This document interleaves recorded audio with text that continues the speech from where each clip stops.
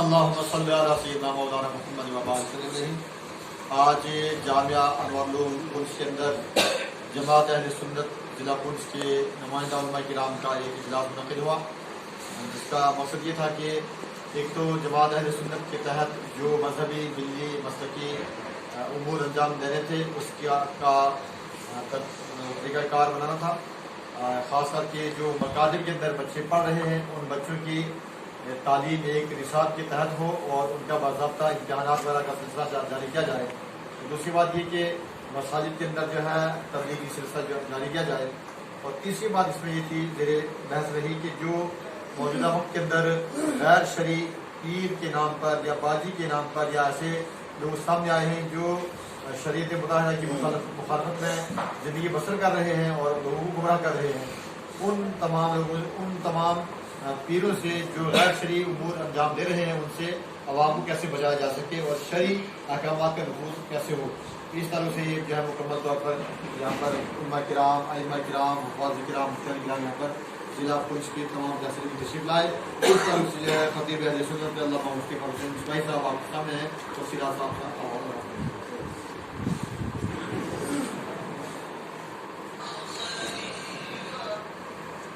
بسم اللہ الرحمن الرحیم۔ آج ہمارے مرکزی ادارے جامعہ انوار العلوم کے اندر جماعت اہل سنت کے ارکان اور اس کے ذمہ داران کا یہ ایک مخصوص لوگوں کا اجلاس تھا، جس میں ممبر سے بہتر اخلاص حضرت علامہ مولانا محمد صدیق نقشبندی صدر جماعت اہل سنت تحصیل مینڈر، وہ بھی تشریف لائے۔ سپریم کورٹ کے جنرل سیکرٹری حضرت مولانا ولایت حسین مصباحی صاحب کو تشریف لائے ہیں، اور اسی طریقے سے مفتیات سے اور منڈی سے مولانا نذیر صاحب اور دیگر حضرات یہاں پہ تشریف لائے ہیں۔ یہاں پہ کافی بحث و تبحث ہوئی اور کئی ایک امور ذہنی بحث آئے۔ جہاں تک مکاتب کا تعلق ہے تو الحمدللہ اس کی کمیٹی بن چکی ہے، اس کا مثال ان شاء اللہ تعالیٰ 10 دن کے اندر تیار ہو جائے گا اور بہت جلد اس کو مکاتب کے اندر لاگو کر دیا جائے گا، اور الحمدللہ مدارس کا مثال تیار ہے، اس کو بھی لاگو کرنے کی کوشش کی جائے گی۔ اور آج ہی سے ان شاء اللہ تعالیٰ مجلس محفل درس کے نام سے یا مجلس درس کے نام سے تمام مساجد کے جتنے ائمہ ہیں اور مغرب کی نماز کے بعد آدھے گھنٹے تک یا حالات کے پیش نظر کمی زیادتی کے ساتھ وہ حضرات اپنے مساجد کے اندر یہ سلسلہ شروع کریں گے، جہاں پہ لوگوں کو دین کی بنیادی باتوں سے مطلع بھی فرمائیں گے اور اشناس بھی کریں گے، تو وہ بتائیں گے کہ حلال کیا ہے، حرام کیا ہے، فرض کیا ہے، واجب کیا ہے، صحیح کیا ہے، غلط کیا ہے، اور کون سے رسومات اور کیسے اسلام کیا نظام جو ہے چلے گا۔ اس تعلق سے بحث و تبحث کے بعد دوسرے امور جو طے ہوئے ہیں۔ الحمدللہ جماعت اہل سنت کیونکہ اس کی تشکیل 9 کے بعد اس کو صرف دن میں تیار ہوئی تھی، صرف اس کی ایک ایام بنی تھی، باضابطہ کوئی اجلاس نہیں ہوا تھا، تو آج مخصوص لوگوں کو جو ذمہ داران نے ان کو بلایا۔ باقی ان شاء اللہ تعالیٰ قریب اس کی بڑی پورے ضلع سطح کی جو میٹنگ ہوگی جہاں پہ قائدین بھی موجود ہوں گے اور اس کے جو ذمہ داران ہیں وہ بھی موجود ہوں گے اور جتنے ورکر ہیں وہ سارے کے سارے موجود ہوں گے، اور اگلا جو ان شاء اللہ تعالیٰ کوئی پیغام بھی پہنچایا جائے گا، اور کام جو ہے جس کی شروعات ہو چکی ہے اس کو اس کی وقتاً اس کی دیکھ ریکھ بھی ہوگی، اور یہ سلسلہ اور نظام جو ہے ان شاء اللہ تعالیٰ آگے بڑھتا اور آگے چلتا رہے گا۔ اس کے ساتھ ساتھ آج تمام علماء اہل سنت نے ایک بات کی تائید کی ہے، وہ یہ ہے کہ حضرت ناگا باجی صاحب رحمۃ اللہ تعالیٰ علیہ کے بیٹے جو بڑوئی کے اندر رہتے ہیں باجی مظفر صاحب، انہوں نے پچھلے دنوں میں کچھ ایسے اقوال کہے ہیں جو مصطفیٰ کریم علیہ السلام کی شریعت کے خلاف ہیں، قرآن حکیم کے خلاف ہیں، حضور علیہ السلام کی حدیث کے خلاف ہیں، اور نبی پاک علیہ السلام کی مقدس شریعت کے، حضور علیہ السلام کے مشن کے خلاف ہیں۔ ابھی اس تعلق سے تمام جو علماء کرام ہیں جماعت اہل سنت کے انہوں نے آواز بلند کی ہے، ان تک یہ باتیں پہنچ چکی ہیں، اور کل راجوری کی سرزمین پر پرسوں ایک عظیم الشان اجلاس ہوا جہاں پونچھ راجوری جموں کے علماء کرام موجود تھے، انہوں نے نوٹس بھی جاری کر دیا ہے اور باجی صاحب تک یہ اطلاع پہنچا دی ہے کہ وہ 1 جون سے پہلے وہ علماء کرام کی عدالت کے اندر تشریف لائیں اور اپنے اقوال کی وضاحت بھی کریں اور ان ساری چیزوں سے رجوع بھی کریں۔ اگر وہ رجوع نہیں کریں گے تو پھر حکم شرع واضح طور پر ان پہ لگا دیا جائے گا۔ کیا جماعت اہل سنت اس بات کی تائید کرتی ہے؟ اگر باجی صاحب نے اگر رجوع نہیں کیا تو سارے لوگوں کی کیا یہی رائے ہے کہ ان کے حکم شرع لگنا چاہیے؟ اس بات کی تائید کرتی ہے اور سارے علماء کرام کا والد صاحب سے یہ مطالبہ ہے کہ بہت بڑے خاندان کے ساتھ آپ کا تعلق ہے اور ہم اسی خاندان کے نوکر بھی ہیں، سادات کرام کے ہم معتقد بھی ہیں، نبی پاک صلی اللہ علیہ وسلم کی شریعت مطہرہ کے پہرے دار بھی ہیں۔ ایک بار سارے لوگ سن لیں کان کھول کر کے، نبی پاک علیہ السلام کی شریعت پہ اگر حکومت اٹیک کرے گی جواب دیا جائے، اگر بے دین اٹیک کریں گے جواب دیا جائے، اور اگر کوئی بھی اسی طریقے سے ان کے علاوہ کوئی بھی اگر پترکار، کوئی بھی صحافی یا کوئی بھی لیڈر یا کوئی بھی پروکتا یا کوئی بھی ممبر یا کسی پارٹی کے ساتھ کوئی منسلک کوئی بھی آدمی اگر نبی پاک علیہ السلام کی ذات یا حضور کی شریعت مطالعہ کے تعلق سے کوئی بھی آدمی اگر اس طرح کی جریدہ دے نہیں کرے گا، انشاءاللہ تعالیٰ منہ توڑ اسے جواب دے گا۔ باقی اس تعلق سے حضرت اللہ مولانا محمد صدیق لچھمنی صاحب آپ کا پیغام حوالہ کرتے ہیں۔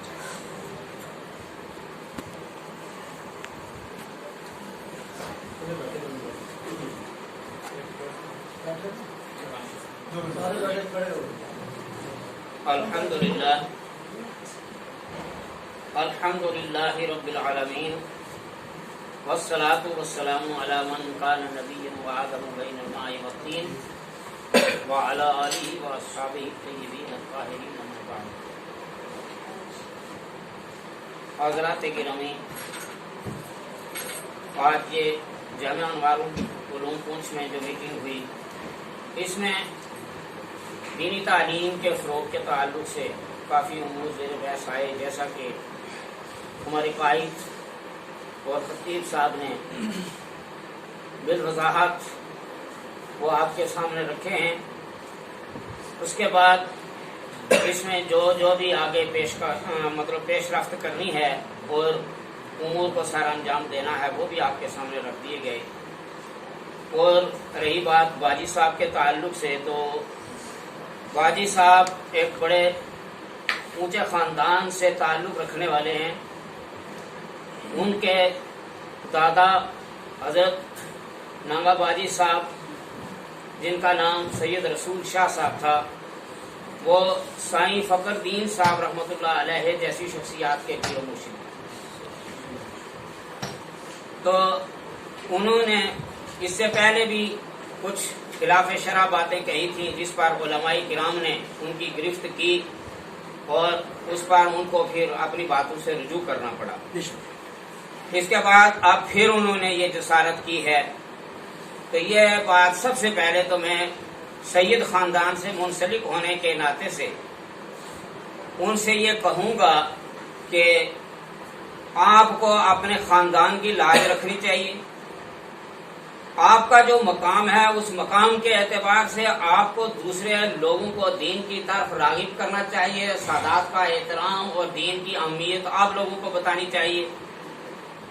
تو وہ کام تو آپ نے نہیں کیا، نہ آپ سے ہو سکا، لیکن اس کے باوجود آپ نے دین کے خلاف سراسر باتیں اور باطل کی جو تائید کی ہے، اس میں آپ اللہ کے حضور اور اپنے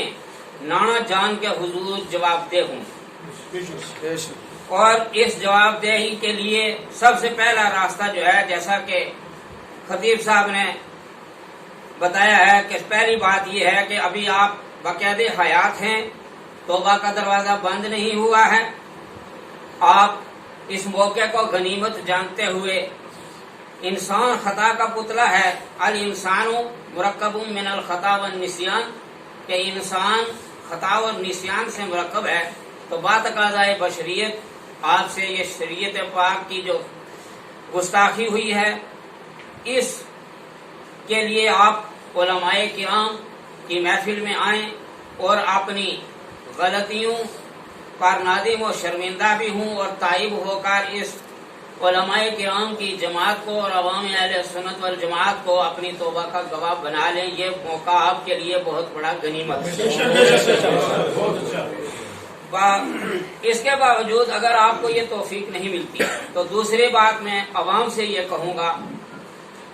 کہ حقیقت بات جو ہے وہ یہ ہے کہ یہ اس قسم کے لوگ جو ہیں یہ ہمارے عوام کے پیسوں پر پلتے ہیں، اور جب غرور میں آتے ہیں. وہ ایک کبھی کبھی قوالی چلتی تھی کہ پیسہ بولتا ہے تو اس وقت پھر یہ پیسہ الٹا سیدھا بولنے لگتا ہے. تو اس میں بڑی ضرورت جو ہے وہ عوام کو ہے. جو لوگ پیروں سے عقیدت رکھتے ہیں، ان سے بیعت لیتے ہیں، ان سے تعویذ لیتے ہیں، ان لوگوں کو بیدار ہونے کی ضرورت ہے. ان کو سب سے پہلے یہ چیز سمجھنی چاہیے کہ پیر ہوتا کون ہے. میں زیادہ تفسیر میں نہ جاتے ہوئے، جو اعلیٰ حضرت رحمت اللہ تعالی علیہ نے پیرا مریدی کا معیار بتایا ہے، اس کے مطابق صرف 4 باتیں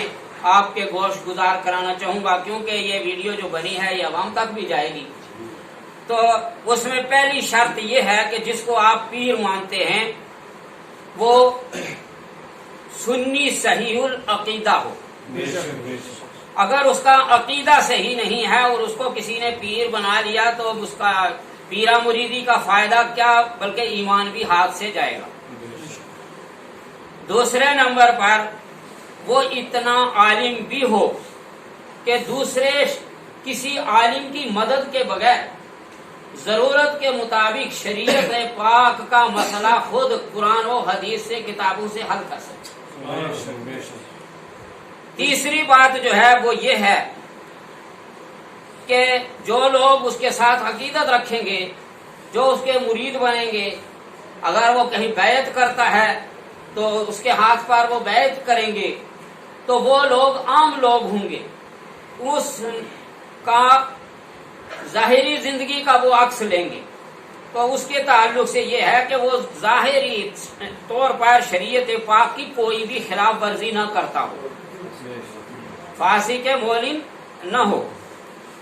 چوتھی بات یہ ہے کہ اگر وہ بیعت کرتا ہے تو اس کو